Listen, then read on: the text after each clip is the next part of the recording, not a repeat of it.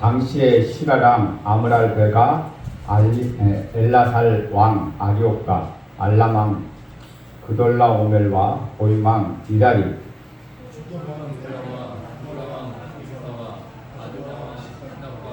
스불왕 세멜과 엘라곧 수알왕과 싸운다. 이들이 다 시딤 골짜기 곧 지금의 여매에 모였더라.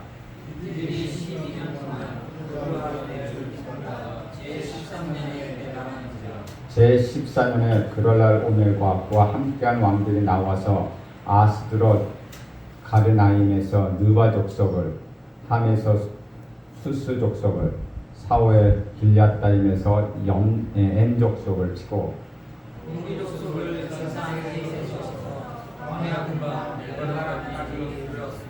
그들이 돌이켜 엔 미스밭 곧 가데스에 이르러 아말렉 족속의 온 땅과 하사손 다말에 사는 아므리 족속을 신지라. 소돔 왕과 고모라 왕과 아드마 왕과 스무의 왕과 엘라 곧 소아라는 마음에서 시딤 골짜기에서 그들과 전쟁하기 위하여 진을 쳤더니 엘라망 그돌라오멜과 보임왕 디달과 시랄랑 아므라벨과 엘라살왕 아리옥 네 왕이 곧 그 5 왕과 맞서니라. 소돔과 고모라 왕이 반항할 때 그들이 거기 빠지고 그 나머지는 산으로 도망하며 네 왕이 소돔과 고모라의 모든 재물과 양식을 빼앗아가고 재물까지 노력하여 갔더라. 도망한 자가 와서 히브리 사람 아브람에게 알리니 그때 아브람이 아모리 족속 마므레의 상수리 숲을 근처에 주거하였더라. 마므레는 에스골의 형제였고 아넬의 형제라. 그들은 아브람과 동맹할 사람들이더라. 아브람이 그의 하나님을 보고 집에서 옮기고 그와 그의 가신들이 나누어 밤에 그들을 쳐 부수고 밤에색 왼쪽 호박까지 쫓아가 모든 빼앗긴 재물과 자기 조카로가 그의 재물과 또 부녀와 친척을 다 찾아왔더라. 아멘. 이것은 주님의 말씀입니다. 전쟁은 이 지구상에 끊임없이 일어나고 있습니다. 사람이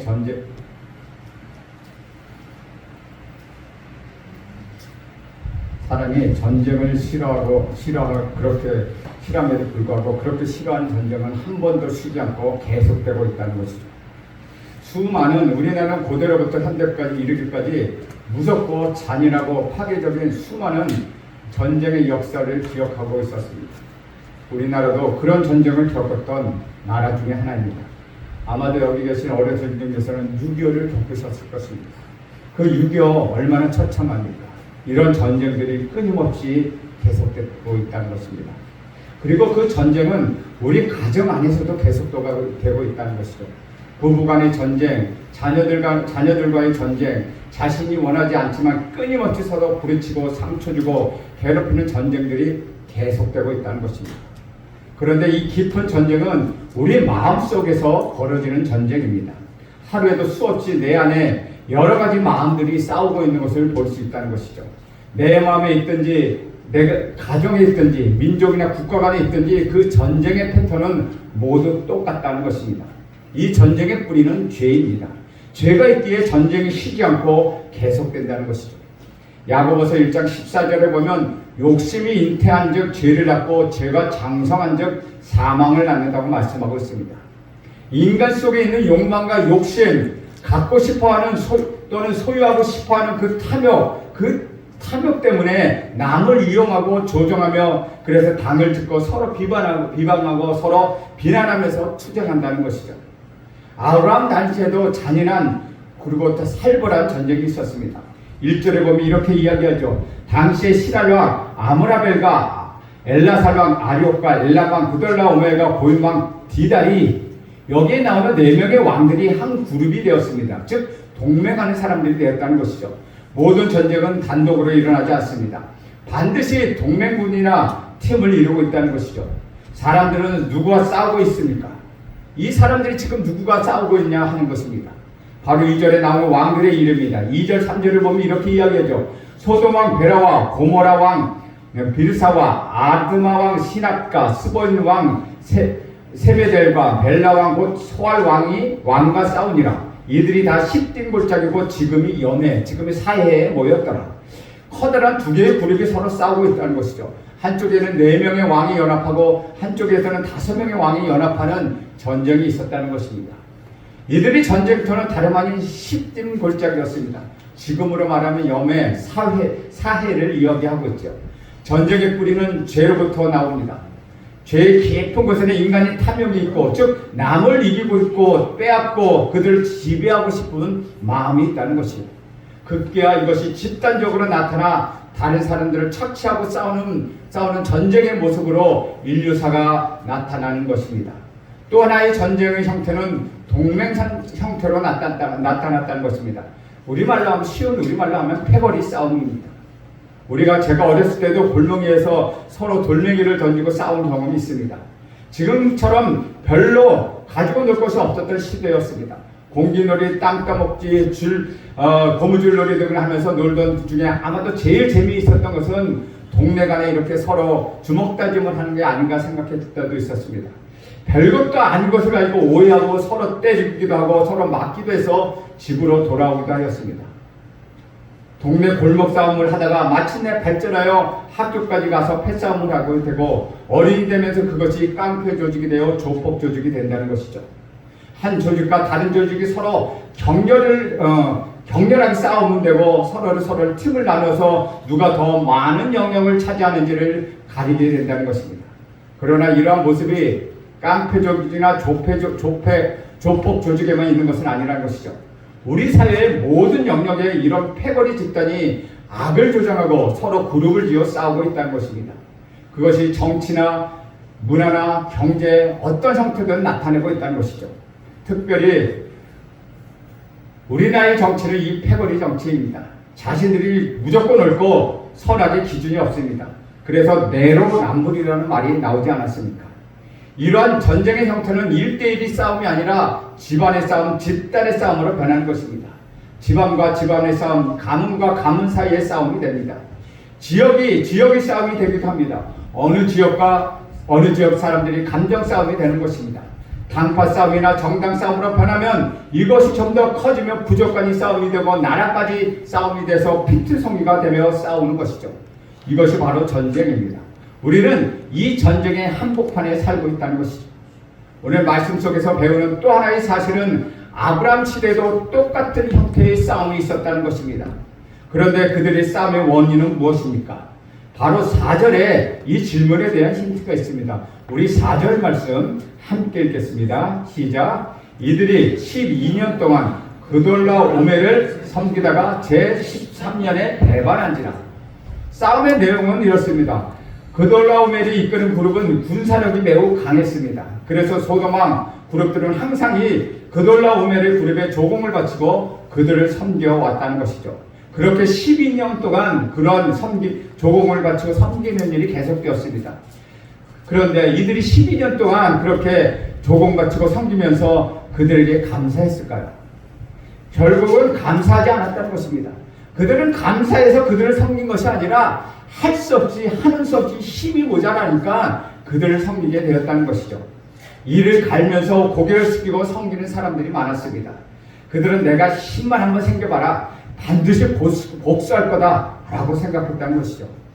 내 말을 잘 듣는다 해서 정말 잘 듣는 것이 아니라는 것입니다. 마음속에 칼을 갈고 있을지도 모른다는 것이죠. 그렇게 소돔 왕들은 12년 동안 칼을 갈고 있었습니다. 이제는 어느 정도 힘이 생기고 세력이 생겼습니다. 그들은 13년째 되는 해 드디어 고개를 들고 반란을 일으켰습니다. 성경은 이것을 배반이라고 이야기하고 있습니다. 우리가 배반할 때 약속을 지키지 않고 신의를 잃어버린 것을 의미하지만 배반하는 사람의 입장에서는 그렇지 않다는 것입니다. 그들의 입장에서는 12년 동안 억울한 일을 당해온 것입니다. 그래서 때가 되면 복수하겠다고 그들은 늘 결심하고 실력을 길렀습니다. 때가 되면 그들은 정복하고 이겨버리라 그런 마음이 있었다는 것이죠. 사실 배반을 당했다는 뜻은 내가 배반했다는 뜻과 동일하다는 것이죠. 이 사람이 가만히 있는데 배반을 했겠습니까? 그만큼 당했기 때문에 배반하는 것입니다. 이것이 세상에서 보는 전쟁입니다. 배반한 자와 배반을 당한 자가 서로 입장이 다릅니다. 두 사람의 입장은 누가 잘못했고 누가 잘했고 말하기가 어렵습니다. 배신을 당한 그돌라오멜의 입장에서는 내가 12년 동안 너를 돌봐주고 너희를 키워주고 너희를 감싸줬는데 이제 감히 내가 나의 뒤통수를 쳐? 라고 화가 났다는 것이죠. 그래서 그돌라오멜과 그의 동맹군이 이대로 보고 둘 수는 없다. 한번 혼쭐을 내야겠다고 생각했습니다. 그래서 그들은 드디어 이런 전쟁을 일으키기 시작했습니다. 5절에서 7절 말씀 함께 읽겠습니다. 시작. 제14년에 그돌라오멜과 그와 함께 왕들이 나와서 아스드롯 가르나임에서 느바 족속을, 함에서 수스 족속을, 사월 길리앗다임에서 엠 족속을 치고 호리 족속을 그 산 세일에서 쳐서 광야부터 엘바람까지 이르렀으며 그들이 돌이켜 엔 미스바 및 곧 아데스에 이르러 아말렉 족속의 온 땅과 하사손 가말에 사는 아모리 족속을 친지라. 그돌라오멜과 동맹들은 파죽칙세로 느바 족속, 수스 족속, 엠 족속, 호리 족속, 아말렉 족속, 아모리 족속을 순식간에 쑥대밭으로 만들어 버렸습니다. 그리고 이제는 소돔 왕과 고모라 왕을 중심으로 하고 있는 5동맹의 왕을 치료하고 있습니다. 8절을 보면 이렇습니다. 소돔 왕과 고모라 왕과 아드마 왕과 스본 왕과 벨라 왕 곧 수알 왕이 나와서 시딤 골짜기에서 그들과 전쟁을 하기 위하여 진을 쳤다. 일대 대격전이 벌어지기 직전입니다. 왜 전쟁이 일어났습니까? 여러 가지 이유를 있을 줄 모릅니다. 그러나 소돔 왕 그룹에서는 우리는 12년 동안 억울하게 당했기 때문에 우리는 전쟁을 일으킨다, 너희와 배반한다라고 생각했고, 그돌라오멜의 입장에서는 네가 좀 컸다가 나를 반항해? 이 못된 놈들이라고 생각했을 것입니다. 양쪽의 논리는 서로가 일리가 있습니다. 그것이 바로 전쟁이라는 것이죠. 가정의 불화도 마찬가지입니다. 남편 말을 들으면 그 말이 맞고 또 아내의 말을 모르면 그 말이 맞는 것 같습니다. 자식의 이야기를 들어보면 그들이 소리를 지르며 가출하는 이유가 있음을 알게 됩니다. 부모의 이야기 들으면 부모 나름대로 자식 때문에 가슴앓이하는 속 깊은 사연이 있다는 것이죠. 이 모든 투쟁, 싸움, 상처의 깊은 곳에는 죄가 도사리고 있다는 것입니다. 세상에서의 전쟁은 내가 살면 너는 죽게 되어 있습니다. 권력을 갖게 되면 그 권력에 대항하는 사람은 다 죽게 되어 있다는 것이죠. 이것이 세상의 질서입니다. 9절을 보십시오. 9절에는 엘라왕 그돌라오멜과 고임왕 디달과 시랄왕 아므랍벨과 엘라살왕 아리오 네왕 곧 그 5왕과 맞서니라 라고 기록하고 있습니다. 드디어 접전의 교점에 들어가게 됩니다. 누군가는 반드시 죽거나 망하게 되는 것입니다. 이것이 전쟁의 비참한 결과라는 것이죠. 사랑하는 여러분, 어떤 형태든 전쟁은 피하십시오. 어떤 형태든 다툼은 피하십시오. 배신을 피하십시오. 모든 염려를 우리 주님 앞에 맡겨놓으십시오. 그러면 모든 것이 더해지는 것을 경험하게 되실 것입니다. 우리 10절 말씀 함께 읽겠습니다. 시작. 시딤 골짜기에는 역청 구덩이가 많은지라 소돔 왕과 고모라 왕이 달아날 때 그들이 거기 빠지고 그 나머지는 산으로 도망하게. 이제 전쟁의 결과가 드러났습니다. 그돌라오멜과 그 동맹군이 승리했고 소돔 왕의 그 동맹군은 패하게 되었습니다. 소돔 왕과 그 동맹군의 군사들은 시딤 골짜기의 역청 구덩이에 빠져버렸으며 나머지 군사들은 패장병이 되어서 산으로 도망쳤습니다. 도망하는 사람, 여러분 패장병의 신세를 아십니까? 전쟁에서 졌다는 것은 자신의 얻은 일부분을 잃어버렸다는 것을 의미하지는 않습니다. 나라나 땅이나 집, 일권, 자유까지 모든 것을 송두리째 잃어버린 것입니다. 소돔과 고모라는 이제 패장병이나 포로 피난민 신세가 되어버렸습니다. 그런데 원래 소돔과 고모라는 어떤 땅이었습니까? 성경에 보면 화려하고 멋있고 매력 있는 도시였습니다. 창세기 13장에서는 이 소돔과 고모라를 가리켜 물된 동산과 같고 여호와의 동산과 같고 애굽과 같다고 말하고 있습니다. 얼마나 아름다운지 롯이 한눈에 홀딱 반해버려서 빠져버리고 겁없이 뛰어든 땅, 그 땅이 바로 소돔과 고모라 땅이었습니다. 그곳에 가면 행복할 것 같았습니다. 그곳에 가면 부족함이 없을 것 같았습니다. 그러나 성경에서는 소돔과 고모라 땅을 가리켜 뭐라고 말하고 있습니까? 창세기 13장 13절에 보면 소돔 사람은 악하고 여호와 앞에 큰 죄인이었더라 라고 기록하고 있습니다.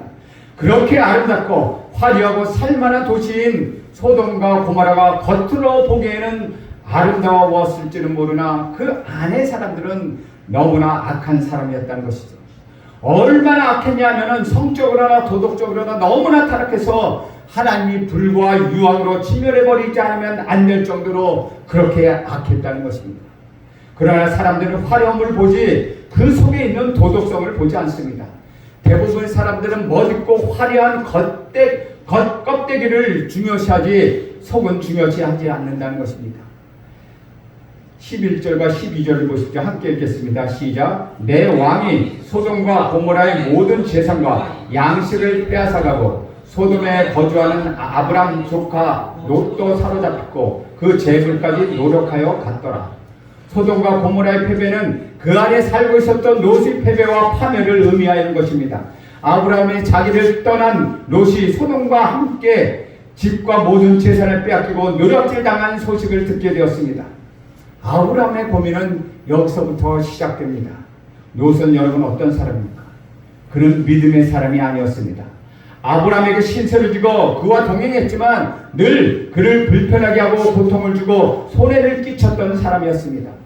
그래서 롯이 떠난 후에 아브라함은 얼마나 속이 시원했는지 모릅니다. 그는 내가 우하면 내가 좌하고 내가 좌하면 내가 우하리라는 믿음으로 조카에게까지 모든 것을 양보하고 그 조카를 떠나 보냈습니다. 그런데 그렇게 떠난 롯이 계속해서 잘 살았으면 얼마나 좋겠습니까? 우리는 가끔 이런 경험을 합니다.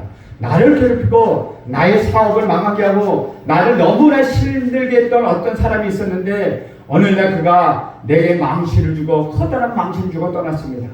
그런데 그 사람이 잘 살기를커녕 덜컥 암에 걸려 죽게 되었습니다.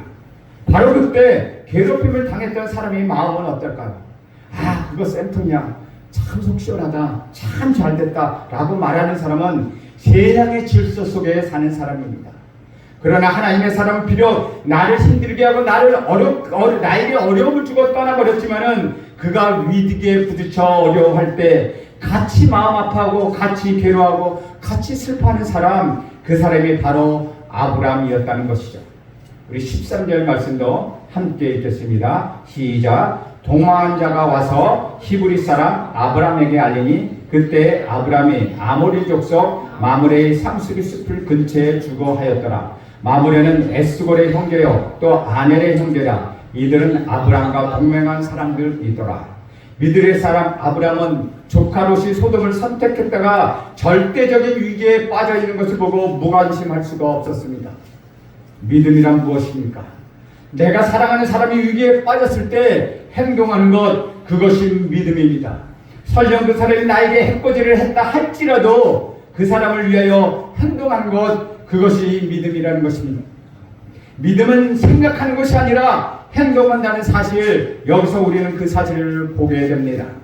형제가 어려움을 빠질 때 방관할 수 있으며 모른 척 할 수도 있습니다. 또 어떤 외교적인 사람은 걱정하고 연기하는 척하면서 속으로는 고소해 하는 경우도 있다는 것입니다. 그러나 아브라함은 그렇지 않았습니다. 진정으로 가슴 아파했습니다. 조카 롯을 도와주어야겠다고 생각했습니다.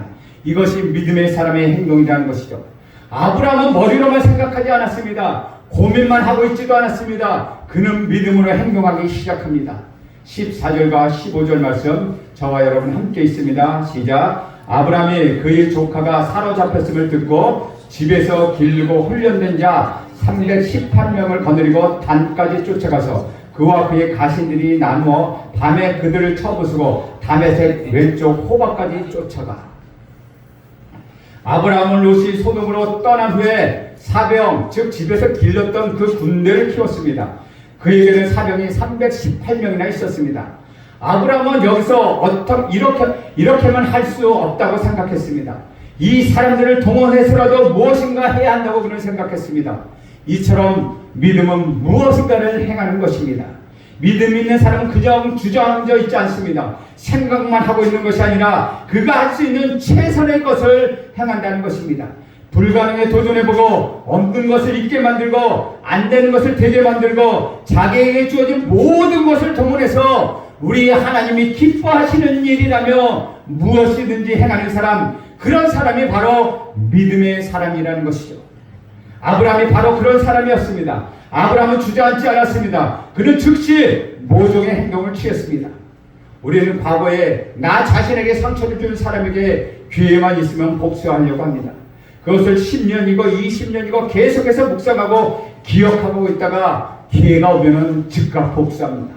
우리는 이런 말들을 많이 씁니다. 저놈 홈 좀 나가라. 어디 버릇 좀 고쳐줘야겠다. 그러나 혼내거나 버릇을 고쳐주려고 시도하면은 결국은 상처만 남게 된다는 것이죠. 남편의 버릇을 고치려고 들지 마십시오. 아내를 혼내주려고 들지 마십시오. 자녀들을 혼내려고 하지 마십시오. 혼내는 것으로 모든 것을 고쳐나갈 수는 없다는 것입니다. 사랑해야 그것이 고쳐지는 것입니다. 혼내서는 고쳐지지 않습니다. 아브라함은 하나님을 믿고 나서부터 누군가를 혼쭐 내거나 버릇을 고쳐주거나 복수하려는 태도가 온전히 사라졌습니다. 자기에게 잘못된 사람을 용서하고 어려움에 처한 사람을 위하여 최선을 다해 도와주었습니다. 그는 이런 믿음의 사람이었습니다. 그런데 여러분, 아브라함이 롯을 도와주었다고 해서 롯이 아브라함에게 감사하고 보상해 주었을까요? 성경에는 그런 말이 없습니다. 롯은 결국은 롯에 불과하다는 것이죠. 아무리 도와주어도 롯은 그 이상도 그 이하도 아니었다는 것입니다. 사랑하는 여러분, 남을 도와주었을 때 보상을 받으려고 생각하지 마십시오. 그냥 도와주는 것, 그것으로 만족하십시오. 내가 용서하고 도와주면 그 사람이 나에게 잘해줄 것이라는 기대감, 오히려 여러분에게 상처만 되어 돌아온다는 것입니다. 14절, 15절에서 보면 한 가지 더 배우는 사실이 있습니다. 그것은 아브라함이 자기 자신의 군대의 힘이 얼마나 큰지를 계산하지 않은 채 행동했다는 것입니다. 여러분, 좀 더 깊이 생각해 보십시오. 그 큰 군사력을 가졌던 소돔과 고모라 왕도 대패했습니다. 그돌라오멜의 군대가 모든 족속의 군대들을 진멸해 버렸습니다. 그런데 고작 족장에 불과한 아브라함의 군대가 얼마나 있었으며 얼마나 능력이 있으면 그것이 그들이 강하겠습니까? 기껏해야 118명의 사병에 불과할 뿐이었다는 것이죠. 보통 사람들 같으면 계산하고 어떻게 하면 싸워야 할까 아니면 어떻게 해야 할까 그들은 계산했다는 것입니다. 그 결과 이런 숫자를 가지고 어림도 없어 이것을 가지고 계란으로 바지치는 격이야 라고 생각하고 자기 자신을 설득했을 것입니다. 똑똑한 사람들의 특징은 너무나도 계산이 빠르다는 것입니다. 자기 지식과 경구와 상식으로 앞뒤를 재보고 나서는 모든 것을 시도하기 때문에 결국 아무것도 이루지 못한다는 것입니다. 제가 바로 계산이 빠른 사람입니다. 무슨 일이 생기면 머릿속에서 벌써 머리가 휙 돌아가서 어떻게 하면 될까 계산부터 합니다. 제 머리가 그렇게 돌아가 버리니 여태껏 제가 많은 시련을 겪었다는 것이죠. 과연 상식과 이성이 할 수 있는 일이 무엇입니까? 이성으로 따지면은 이스라엘 족속은 홍해를 건너지 못했을 것입니다. 상식으로 따진다면은 우리 구주 예수 그리스도는 십자가를 지고 십자가에서 죽을 필요가 없었다는 것입니다. 믿음으로 행하는 것, 그것만이 남습니다. 내가 할 수 있느냐, 할 수 없느냐, 주머니의 사정이 좋으냐 나쁘냐는 그 다음의 이야기라는 것이죠. 중요한 것은 이것이 하나님의 뜻인가, 혹은 믿음의 사람이 선택할 길인가 하는 것입니다. 손에는 보는 일이 있거나 내 힘으로는 역부족일 것 같아도 하나님께서 기뻐하시는 일이기 때문에 무언가를 행한다는 것입니다. 하다가 쓰러진다 하더라도, 가다가 포기할지라도 나는 그 길을 가지 않으면 안 된다고 생각하기에 아브라함은 담대하게 가기 시작한 것입니다. 저는 여러분에게 이런 믿음이 있기를 간절히 바랍니다. 나는 힘들고 나를 힘들게 하고 나는 어렵게 했던 사람이 위기에 빠졌을 때 여러분 손을 뻗어 도와주십시오. 나에게 상처를 주었던 사람들이 있다면 그 사람을 용서하는 믿음, 그런 믿음을 소유하길 간절히 바랍니다.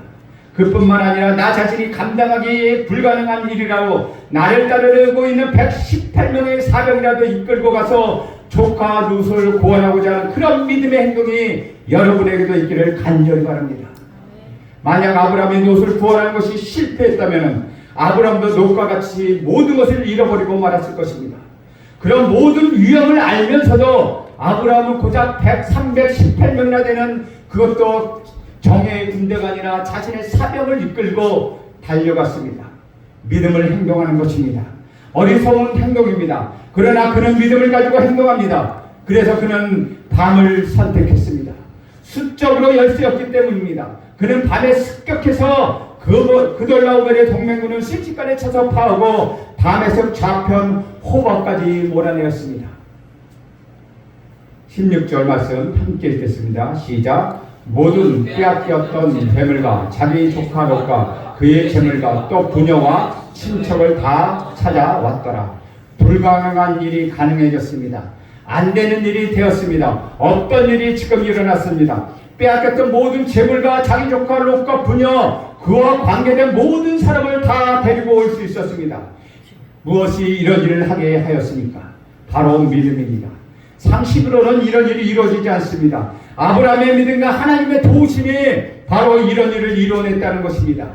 믿음을 가진 자를 우리 하나님은 도우십니다. 믿음이 없는 자를 어떻게 우리 하나님이 도우시겠습니까? 하나님이 여러분을 돕고 싶어도 어떤 근거나 계기나 연결고리가 있어야 도와줄 수 있지 않겠습니까?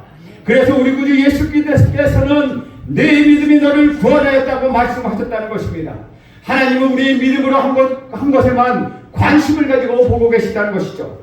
당신의 능력과 당신의 상식과 경험과 이론으로 임할 때는 하나님은 그것에서 개입할 섭리하실 이유가 없다는 것입니다. 기도하지 않는 사람에게 어떻게 하나님이 응답해 주시겠으며 믿음이 없는 사람에게 어떻게 하나님이 역사하시겠습니까?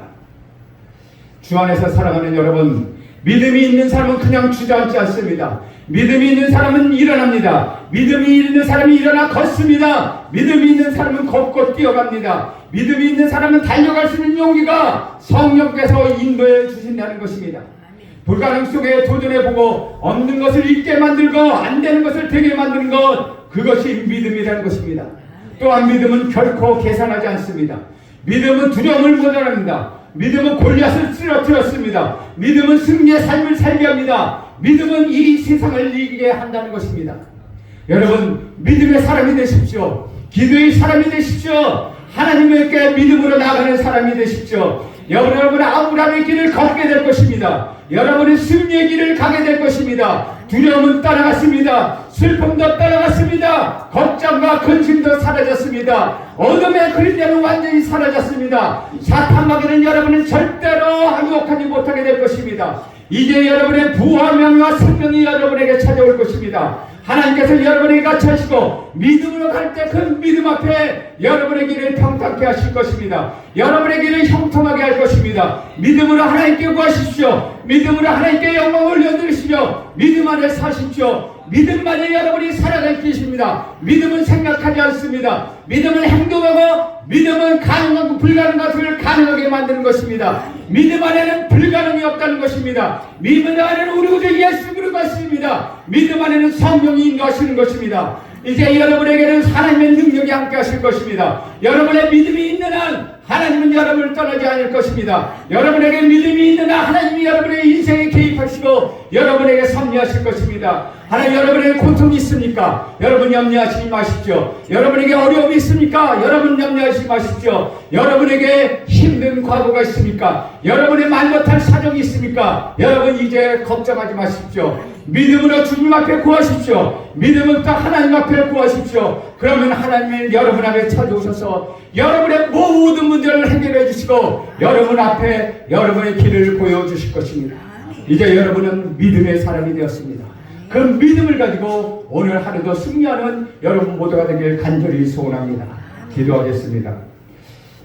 하나님 아버지, 마음의 눈이 가는 대로 선택했다가 위험에 빠진 노슬경우를 타산지석으로 삼게 하옵소서. 어려움에 처한 사람의 상황을 보거나 들을 때 기꺼이 도와줄 수 있는 넉넉한 마음을 주옵소서. 우리에게 믿음을 주옵소서. 행동하는 믿음을 주옵소서. 예수님의 이름으로 기도합나이다. 아멘. 찬송가 455장.